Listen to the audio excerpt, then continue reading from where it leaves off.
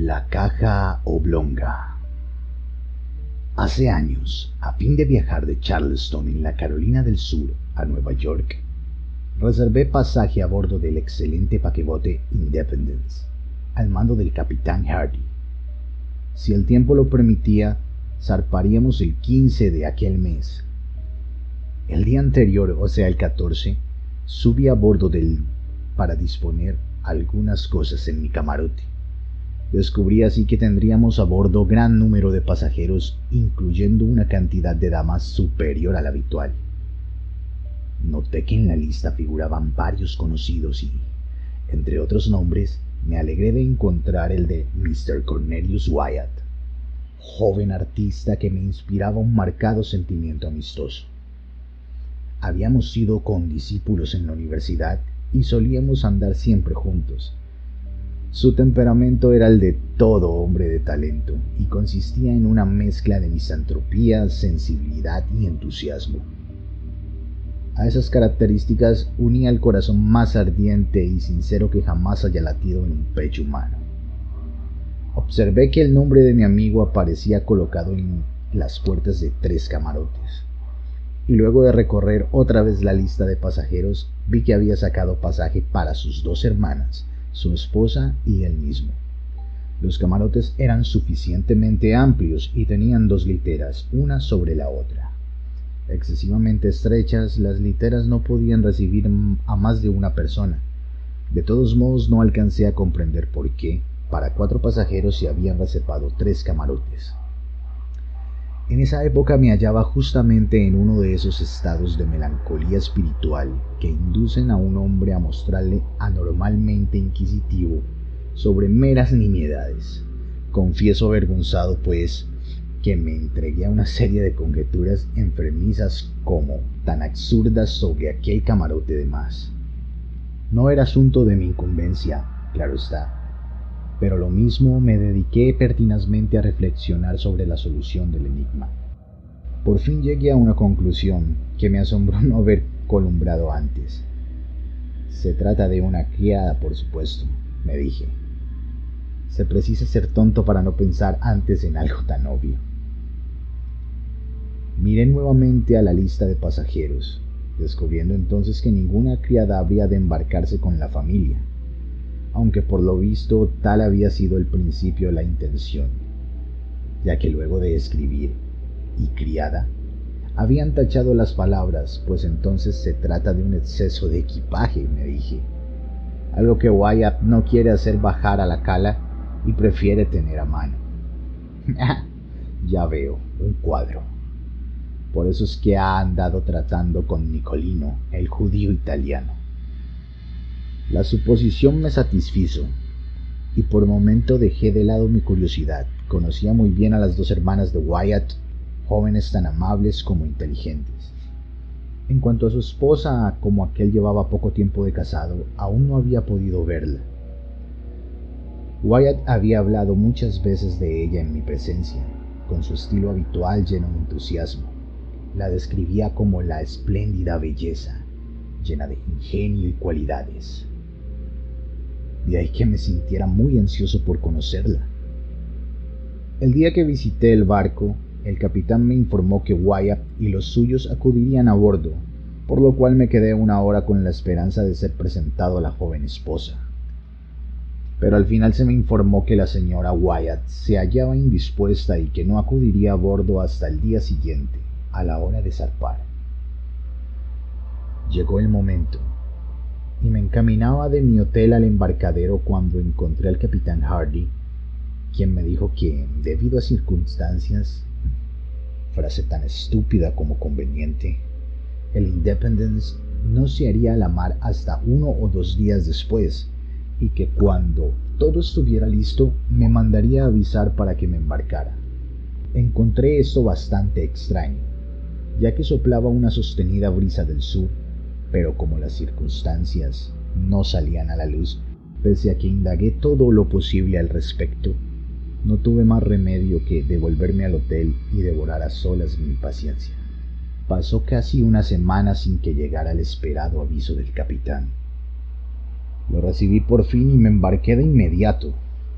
El barco estaba atestado de pasajeros y había la confusión habitual en el momento de izar velas. El grupo de Wyatt llegó unos 10 minutos después que yo. Estaban allí las 2 hermanas, la esposa y el artista. Este último en uno de sus habituales accesos de melancólica misantropía. Demasiado conocía su modo, sin embargo, para prestarle especial atención. Ni siquiera se molestó en presentarme a su esposa, quedando este deber de cortesía a cargo de su hermana Marian, tan amable como inteligente, quien con breves y presurosas palabras nos presentó el uno a la otra. La señora Wyatt se cubría con un espeso velo, y cuando lo levantó para contestar mi saludo, debo reconocer que me quedé profundamente asombrado, pero mucho más me hubiera asombrado de no tener ya el hábito de aceptar el beneficio de inventario las entusiastas descripciones de mi amigo, toda vez que se explayaba sobre la hermosura femenina. Cuando la belleza constituía su tema, sabía de sobra con qué facilidad se remontaba a las regiones del puro ideal. La verdad es que no pude dejar de advertir que la señora Wyatt era una mujer decididamente vulgar. Si no fea del todo, me temo que no le andaba muy lejos. Vestía, sin embargo, con exquisito gusto, y no dudé de que había cautivado el corazón de mi amigo con las gracias más perdurables del intelecto y el alma. Pronunció muy pocas palabras e inmediatamente entró en el camarote en compañía de su esposo. Mi anterior curiosidad volvió a dominarme. No había ninguna criada y de eso no cabía duda. Me puse a observar en busca de equipaje extra. Luego de la demora, llegó al embarcadero un carro conteniendo una caja oblonga de pino, que al parecer era el único que se esperaba. Apenas a bordo la caja, levamos anclas, y poco después de cruzar felizmente la barra enfrentamos el mar abierto. He dicho que la caja en cuestión era oblonga. Tendría unos 6 pies de largo por 2,5 de ancho. La observé atentamente y además me gusta ser preciso. Ahora bien, su forma era peculiar y tan pronto la hube contemplado en detalle, me felicité por lo acertado de mis conjeturas. Se recordará que, de acuerdo con estas, el equipaje extra de mi amigo el artista debía consistir en cuadros, o por lo menos en un cuadro. No ignoraba que durante varias semanas Wyatt había mantenido conversaciones con Nicolino, y ahora veía a bordo una caja que, a juzgar por su forma, solo podía servir para guardar una copia de la última cena de Leonardo. No ignoraba, además, que una copia de esa pintura ejecutada en la Florencia por Rubini había estado cierto tiempo en posesión de Nicolino. Me pareció, pues, que la cuestión quedaba suficientemente resuelta. Me reí, quizá demasiado, pensando en mi perspicacia. Era la primera vez que, hasta donde podía saberlo, Wyatt me ocultaba alguno de sus secretos artísticos. Pero no cabía duda de que en esta ocasión trataba de hacerme una treta y pasar de contrabando a Nueva York una magnífica pintura, confiado en que no me daría cuenta de nada. Resolví tomarme un buen desquite. Sin esperar mucho, había no obstante algo que me fastidiaba. La caja no fue colocada en el camarote sobrante, sino depositada en el de Wyatt, donde ocupaba casi por completo el piso, para evidente incomodidad del artista y de su esposa, acrecentada además porque la brea o la pintura con la cual se había trazado grandes letras emitía un olor muy fuerte, desagradable y para mí especialmente repugnante. Sobre la tapa aparecían estas palabras: Señora Adelaide Curtis, Albany, New York. Envío de Cornelius Wyatt. Este lado hacia arriba, trátese con cuidado. Estaba yo enterado de que la señora Adelaide Curtis de Albany era la suegra del artista, pero consideré que éste había hecho estampar su nombre a fin de mistificarme mejor. Me sentía seguro de que la caja y su contenido no seguirían viaje a Albany, sino que quedarían en el estudio de mi misantrópico amigo, en el Chambers Street de Nueva York. Durante los primeros 3 o 4 días tuvimos un tiempo excelente a pesar del viento de proa, pues había virado al norte apenas hubimos perdido de vista la costa. Por consiguiente, los pasajeros estaban de muy buen humor y dispuestos a la sociabilidad. Tengo que exceptuar, sin embargo, a Wyatt y a sus hermanas, que se mostraban reservados y fríos, en forma que no pude menos de considerar descortés hacia el resto del pasaje. De la conducta de Wyatt no me preocupaba mucho. Estaba melancólico, más allá de lo acostumbrado en él. Incluso diré que se mostraba lúgubre, pero no podía extrañarme dadas sus excentricidades. En cambio, me resultaba imposible excusar a sus hermanas. Se encerraban en su camarote la mayor parte del día, negándose terminantemente, a pesar de mi insistencia, a alternar con nadie a bordo. La señora Wyatt era, en cambio, mucho más agradable. Vale decir que era parlanchina, y esto tiene mucha importancia en un viaje por mar. Pronto se mostró excesivamente familiar con la mayoría de las señoras, y para mi profunda estupefacción mostró una tendencia poco disimulada a coquetear con los hombres. A todos nos divertía muchísimo. Digo divertía, pero apenas si sé cómo explicarme. La verdad es que muy pronto advertí que la gente se reía más de ella que por ella.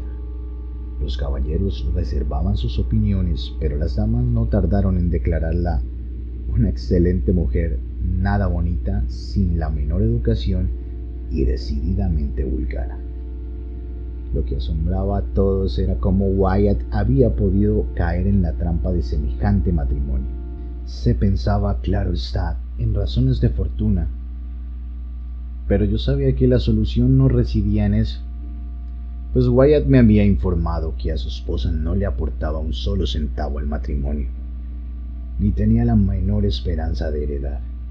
Se había casado con ella, según me dijo, por amor, y solamente por amor, pues su esposa era más que merecedora de cariño. Pensando en estas frases de mi amigo, me sentí perplejo, más allá de toda descripción. ¿Podía ser que estuviera perdiendo la razón? ¿Qué otra cosa podía pensar? Él, tan refinado, tan intelectual, tan exquisito, con una percepción finísima de todo lo imperfecto, con tan aguda apreciación de la belleza. A decir verdad, la dama parecía muy enamorada de él, especialmente en su ausencia, y se ponía en ridículo al citar repetidamente lo que había dicho su adorado esposo, el señor Wyatt. La palabra esposo parecía siempre, para usar una de las delicadas expresiones, en la punta de la lengua. Pero entre tanto todos advirtieron que él la evitaba de la manera más evidente y que prefería encerrarse solo en su camarote.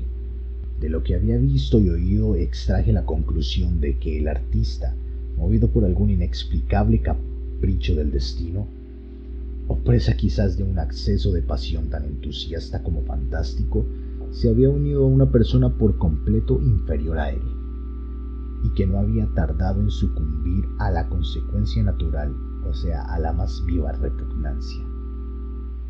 Me apiadé de él desde lo más profundo de mi corazón, pero no por ello pude perdonarle el secreto que había mantenido sobre el embarque de la última cena. Continué, pues, resuelto a saborear mi venganza. Un día subió Wyatt al puente, y luego de tomarlo del brazo, como era mi antigua costumbre, echamos a andar de un lado al otro. Su melancolía, que yo encontraba natural dadas las circunstancias, continuaba invariable. Habló poco, con tono malhumorado y haciendo un gran esfuerzo. Aventuré una broma y vi que luchaba penosamente por sonreír. Pobre diablo.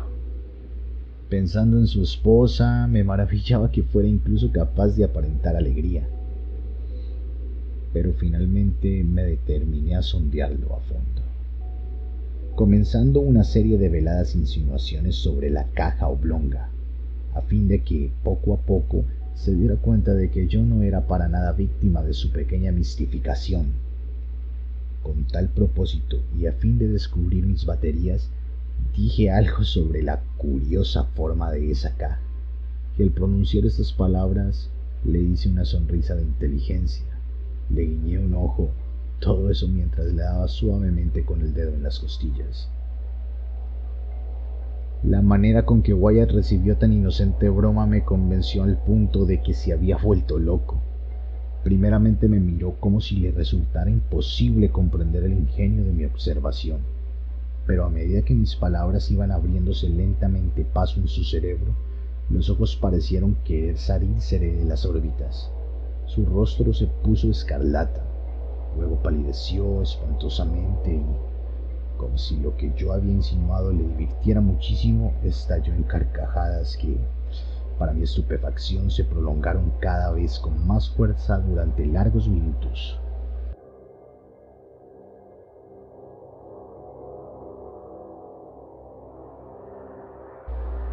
Finalmente se desplomó pesadamente sobre la cubierta. Mientras me esforzaba por levantarle, tuve la impresión de que había muerto. Pedí auxilio y con mucho trabajo le hicimos volver en sí. Apenas reaccionó, se puso a hablar incoherentemente hasta que le sangramos y le metimos en cama. A la mañana siguiente se había recobrado del todo, por lo menos en lo que se refiere a la salud física. De su mente prefiero no decir nada. Evité encontrarme con él durante el resto del viaje, siguiendo el consejo del capitán, quien parecía coincidir plenamente conmigo en que Wyatt estaba loco. Pero me pidió que no dijese nada al resto de los pasajeros. Inmediatamente después de la crisis de mi amigo ocurrieron varias cosas que exaltaron todavía más la curiosidad que me poseía. Entre otras señalaré la siguiente. Me sentía nervioso por haber bebido demasiado té verde y dormía mal, tanto que durante 2 noches no pude pegar los ojos. Mi camarote daba al salón principal o salón comedor, como todos los camarotes ocupados por hombres solos. Las 3 cabinas de Wyatt comunicaban con el salón posterior, el cual estaba separado del principal por una liviana puerta corrediza que no se cerraba nunca, ni siquiera de noche. Como seguíamos navegando con viento en contra, el barco escoraba acentuadamente a sotavento, y cada vez que el lado de estribor se inclinaba en ese sentido, la puerta divisoria se corría y quedaba en posición, sin que nadie se molestara en levantarse y cerrarla. Mi camarote hallábase en una posición tal que, cuando tenía abierta la puerta, lo que ocurría siempre a causa del calor, podía ver con toda claridad el salón posterior, e incluso esa parte a donde daban los camarotes de Wyatt. Pues bien, durante 2 noches en que me hallaba despierto, vi que a eso de las 11 la señora Wyatt salía cautelosamente del camarote de su esposo y entraba en el camarote sobrante, donde permanecía hasta la madrugada, hora en que Wyatt iba a buscarla y la hacía entrar nuevamente en su cabina. Resultaba claro. El matrimonio estaba separado. Ocupaban habitaciones aparte, sin duda a la espera de un divorcio más absoluto. Y pensé que en eso residía, después de todo, el misterio del camarote suplementario. Mucho me interesó, además, otra circunstancia. Durante las 2 noches de insomnio a que he aludido, e inmediatamente después de que la señora Wyatt hubo entrado en el tercer camarote, atrajeron mi atención ciertos singulares sonidos ahogados que brotaban de él, de su esposo. Tras de escuchar un tiempo, logré explicarme perfectamente su significado. Aquellos ruidos los producía el artista al abrir la caja oblonga mediante un escoplo y una masa, esta última envuelta en una materia algodonosa o de lana que amortiguaba los golpes. A fuerza de escuchar, me pareció que podía distinguir el preciso momento en que Wyatt levantaba la tapa, y también cuando la retiraba a fin de depositarla en la litera superior de su cabina. Me di cuenta de esto último a causa de los golpecitos que daba la tapa contra los tabiques de madera del camarote, mientras que Wyatt trataba de depositarla con toda suavidad en la litera, por no haber espacio en el suelo. A eso seguía un profundo silencio sin que volviera a escuchar nada hasta el amanecer. Como no fuera, si cabe mencionarlo, un leve sonido semejante a sollozos o suspiros, tan sofocados que resultaban casi inaudibles, a menos que se tratara de un producto de mi imaginación. He dicho que aquello hacía pensar en sollozos o suspiros, pero muy bien podía tratarse de otra cosa, más bien cabía pensar en una ilusión auditiva.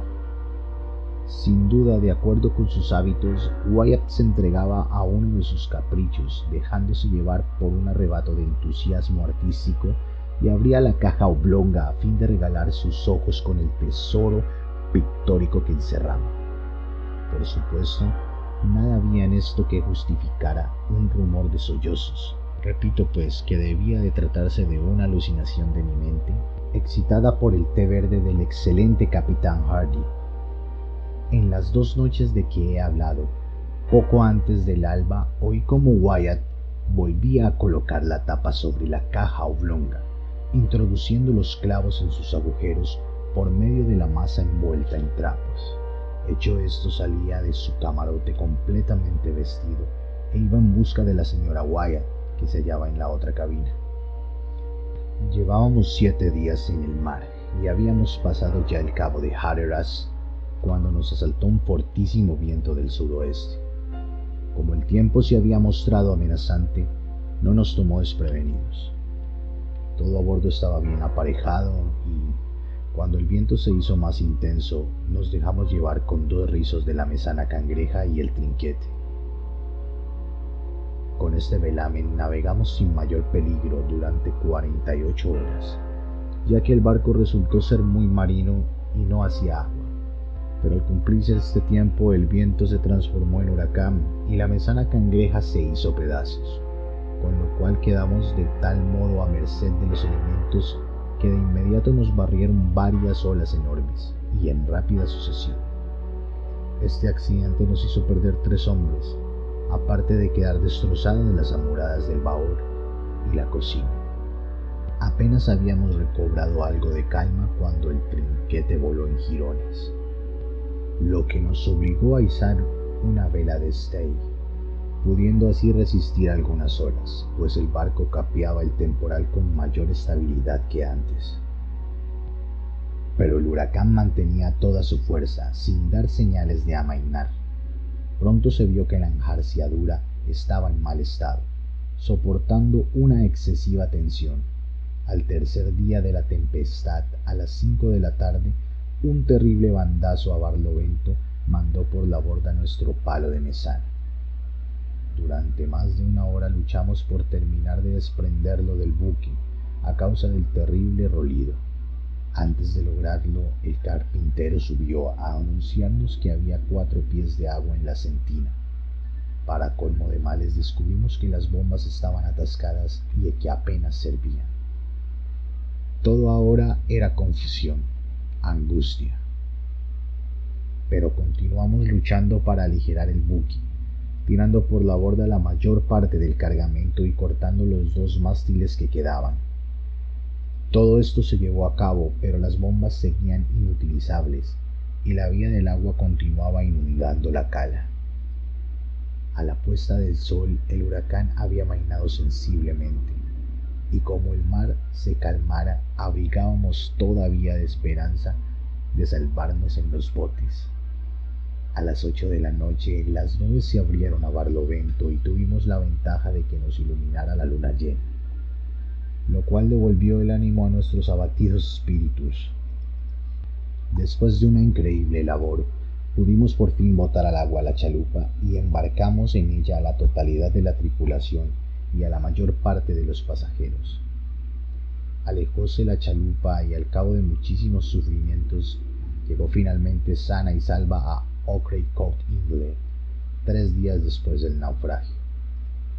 14 pasajeros quedamos a bordo con el capitán, resueltos a intentar fortuna en el botiquín de popa. Lo botamos sin dificultad, aunque solo por milagro no se volcó al tocar el agua, y embarcamos en él el capitán y su esposa, Wyatt y su familia, un oficial mexicano con su esposa y sus 4 hijos, y yo con mi criado de color.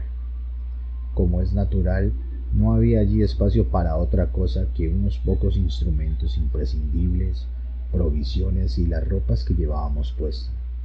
Nadie había pensado siquiera en salvar otros bienes. ¿Cuál no sería nuestra estupefacción cuando, apenas alejados del barco, vimos a Wyatt, que se ponía de pie en la popa del bote y fríamente pedía al capitán Hardy que nos acercáramos otra vez al barco para embarcar su caja oblonga? «Siéntese usted, señor Wyatt», replicó el capitán con alguna severidad. «Terminará por hacer zozobrar el bote si no se está quieto. ¿No ve que la borda está a ras del agua?» «¡La caja!», vociferó Wyatt, siempre de pie. «¡La caja! La caja, le digo! Capitán Hardy, no puede usted rehusarme lo que le pido. No, no puede. No pesa casi nada. Apenas una nada.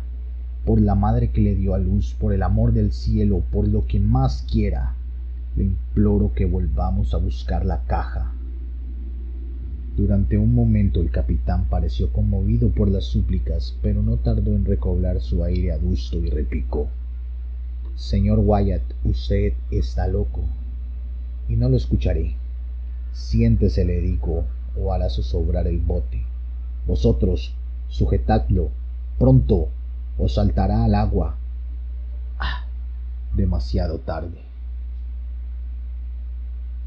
En efecto, al decir el capitán estas palabras, Wyatt se había arrojado al agua, y como todavía estábamos al socaire del buque, logró, tras un sobrehumano esfuerzo, sujetarse de una cuerda que colgaba a proa. Un instante después frenaba a cubierta y corría frenéticamente hacia la escotilla que llevaba a los camarotes. Entretanto habíamos sido llevados hacia la popa del barco, y sin la protección de su casco quedamos inmediatamente a la merced del terrible oleaje. Nos esforzamos por acercarnos otra vez, pero nuestro pequeño bote era como una pluma en el soplo de la tempestad. Nos bastó una ojeada para comprender que el destino del infortunado artista estaba sellado. A medida que aumentaba nuestra distancia del buque casi sumergido, vimos que el loco, ya que solo podíamos considerarlo como tal, aparecía otra vez en cubierta y con fuerzas que parecían las de un gigante arrastraba consigo la caja oblonga. Mientras lo contemplábamos en el colmo de la estupefacción, vimos que arrollaba rápidamente una cuerda a la caja y la pasaba luego varias veces por su cuerpo. Un instante después ambos caían al mar. Desapareció instantáneamente y para siempre. Por un momento detuvimos el movimiento de los remos. Clavamos los ojos en el lugar del drama. Por fin reanudamos nuestros esfuerzos y pasó una hora sin que nadie dijera una palabra. Yo me atreví por fin a insinuar una observación. ¿Reparó usted, capitán, en cómo se hundieron de golpe? ¿No es sumamente curioso? Confieso que por un momento tuve una débil esperanza de que Wyatt se salvaría, al ver que se ataba a la caja y se confiaba hacia el mar. Por supuesto que se hundieron, y con la rapidez de una bala de plomo, repuso el capitán. Sin embargo, volverán a subir a la superficie, pero no antes de que la sal se disuelva. ¿La sal?, exclamé. «Shh», dijo el capitán, señalándome a la esposa y a las hermanas del muerto. «Ya hablaremos de esas cosas en un momento más oportuno». Muchos sufrimos y escapamos por muy poco de la muerte, pero la fortuna nos favoreció, al igual que a nuestros camaradas de la chalupa. Más muertos que vivos, después de 4 días de horrible angustia, tocamos tierra en la playa opuesta de Roanoke Island. Permanecimos allí una semana, pues los arqueros No nos trataron mal y finalmente hallamos la manera de llegar a Nueva York. Un mes después de la pérdida del Independence, me encontré casualmente en Broadway con el capitán Hardy. Como es natural, nuestra conversación versó sobre el naufragio y, en especial, sobre el triste destino del pobre Wyatt. En esa ocasión me enteré de los detalles siguientes. El artista había tomado pasaje para él, su esposa, sus 2 hermanas y una criada. Tal como él la había descrito, su esposa era la más encantadora y cultivada de las mujeres. En la mañana del 14 de junio, día en que visité por primera vez el barco, la señora Wyatt enfermó repentinamente y murió. El joven esposo estaba enloquecido de dolor, pero las circunstancias le impedían aplazar su viaje a Nueva York. Era necesario que llevara a su madre el cuerpo de la esposa adorada, aunque por otra parte no ignoraba que un prejuicio universal le impidiera hacerlo abiertamente. De cada 10 pasajeros, 9 habrían abandonado el barco antes de hacerse a la mar en compañía de un cadáver. En este dilema, el capitán Hardy consintió en que el cuerpo, parcialmente embalsamado y colocado entre espesas capas de sal en una caja de dimensiones adecuadas, fuera subido a bordo como si se tratara de una mercancía. Nada se diría sobre el fallecimiento de la dama, mas, como ya era sabido que Wyatt había tomado pasaje para él y su esposa, fue preciso encontrar a alguien que desempeñara el papel de esta última durante el viaje. La doncella de la difunta aceptó ese papel voluntariamente. El camarote sobrante, que en principio habría sido tomado por la criada, fue naturalmente conservado. Allí dormía aquella, como se supondrá, todas las noches. Ella representaba, en la medida de sus posibilidades, el papel de ama, cuya persona era totalmente desconocida para los pasajeros de a bordo, como se tuvo buen cuidado de verificar previamente. En cuanto a mi engaño, nació de un temperamento demasiado negligente, inquisidor e impulsivo, pero desde entonces es muy raro que duerma bien de noche. De cualquier lado que me vuelva, hay siempre un rostro que nos diga, y una risa histérica que resonará para siempre en mis oídos.